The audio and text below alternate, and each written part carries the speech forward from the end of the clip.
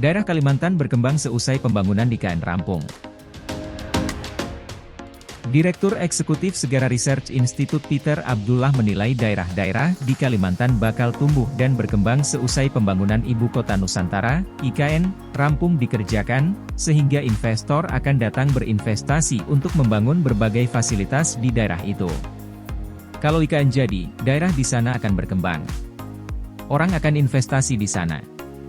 Saya berharap daerah sekitar IKN akan tumbuh dan berkembang pasca IKN jadi, kata Peter dalam keterangan di Jakarta, Jumat. Menurut dia, pemerintah tidak bisa berharap banyak investor akan masuk sebelum proyek pembangunan IKN jadi. Investor akan masuk ke IKN dan daerah sekitarnya jika pembangunan infrastruktur dasar sudah selesai, dan masyarakat yang beraktivitas di sana semakin ramai. Kalau bangun kota, siapa, investor, yang mau bangun jalan, bendungan, itu kan barang publik yang menjadi kewajiban pemerintah untuk membangun. Kalau itu jadi, baru orang akan investasi, ujar Peter. Menurut Peter, investor asing bukan penentu jadi atau tidak proyek IKN. Faktor penting untuk keberlangsungan pembangunan IKN adalah konsistensi pemerintah. Pembangunan tidak harus langsung 400 triliun rupiah diguyurkan di sana semua. Bangun kota kan pasti bertahap. Sekarang dibangun dulu kantor, jalan, rumah menteri, nanti bertahap kehidupan kota mulai tumbuh, setelah itu orang akan investasi, katanya. Peter yakin jika pemerintah sudah membangun fasilitas pasar, swasta akan masuk. Ketika masyarakat semakin ramai di IKN, investor akan bangun hotel. Jadi pemerintah harus membuktikan konsistensi membangun ibu kota baru. Sekarang paling penting selesaikan membangun IKN dari infrastruktur dasar, bendungan, jalan. Pelan-pelan IKN jadi dan akan ada investasi masuk, kata Peter. Sebelumnya, Pelaksana Tugas, PLT, Wakil Kepala Otorita Ibu Kota Nusantara, OIKN, Raja Juli Antoni mengatakan, pembangunan Ibu Kota Nusantara, IKN, dilakukan percepatan tanpa merugikan masyarakat.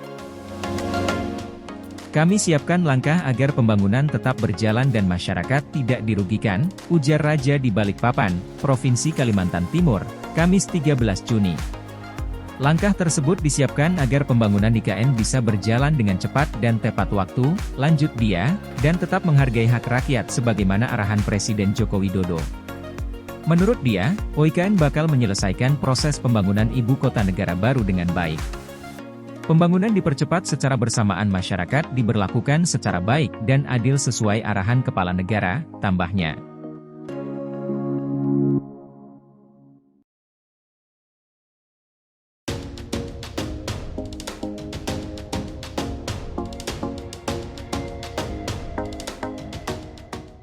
BNPT perkuat sistem pengamanan bandara Sepinggan sambut HUT RI di IKN.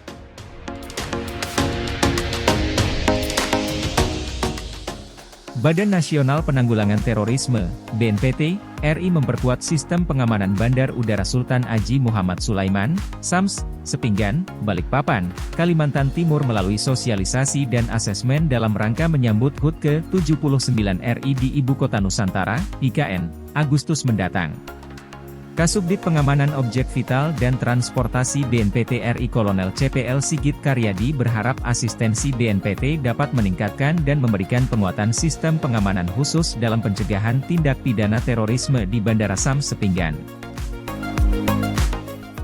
Hal ini mengingat Bandara SAMS Sepinggan menjadi salah satu akses bandara menuju Penajam Pasar IKN, kata Sigit dalam acara sosialisasi peraturan BNPT nomor 3 tahun 2020 di Balikpapan, Kalimantan Timur, Jumat 14 Juni, seperti dikutip dari keterangan tertulis resmi yang diterima di Jakarta, Selasa.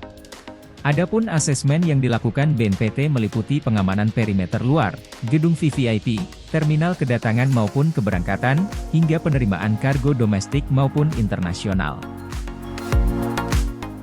Asesmen juga dilakukan terhadap personel dan dokumen, kelengkapan alat-alat penunjang keamanan dan keselamatan, serta jalur evakuasi. Sigit menyampaikan kegiatan asesmen objek vital dan penguatan pengamanan Bandara SAMS Sepinggan dilakukan BNPT dalam melaksanakan tugas dan fungsi yang diamanatkan Sekretariat Negara RI sebagai anggota tim keamanan pelaksanaan upacara kemerdekaan RI yang akan dilaksanakan di IKN.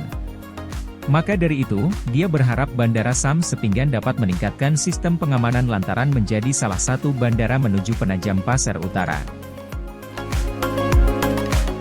Sementara itu, General Manager Bandara Sam Sepinggan Balikpapan Ahmad Syauqi Syahab beranggapan bahwa asesmen sangat perlu guna memitigasi awal kemungkinan adanya penyusup tindakan terorisme. Asesmen ini sangat perlu untuk memastikan proses upacara 17 Agustus di IKN nanti sudah aman dari teroris, minimal sudah dimitigasi sejak awal jadi bisa tahu sudut-sudut yang kira-kira akan dimasuki mereka, kata Syauqi. Mengingat bahwa saat ini Bandara Sepinggan menjadi salah satu pintu masuk menuju IKN, Syauqi mengharapkan kerjasama dengan BNPT dapat terus terjalin ke depannya untuk bersama-sama mencegah ancaman terorisme di wilayah tersebut.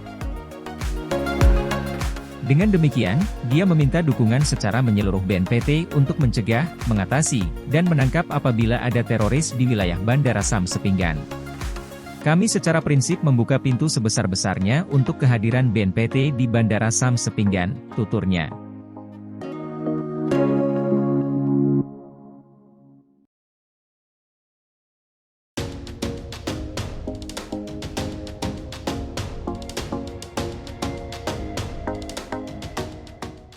Inilah sederet masalah yang ditemukan BPK soal pembangunan IKN. Laporan ikhtisar hasil pemeriksaan semester, IHPS, 2 tahun 2023 yang diterbitkan oleh Badan Pemeriksa Keuangan, BPK, mengungkap sejumlah permasalahan terkait pembangunan Ibu Kota Negara, IKN, Nusantara. Laporan itu memuat 158 hasil pemeriksaan BPK atas prioritas nasional pengembangan wilayah, baik pada pemerintah pusat, pemerintah daerah, dan BUMT. Adapun pemeriksaan terhadap IKN masuk dalam pemeriksaan prioritas nasional pengembangan wilayah yang dilakukan oleh pemerintah pusat, pemerintah daerah, dan pemangku kebijakan lainnya.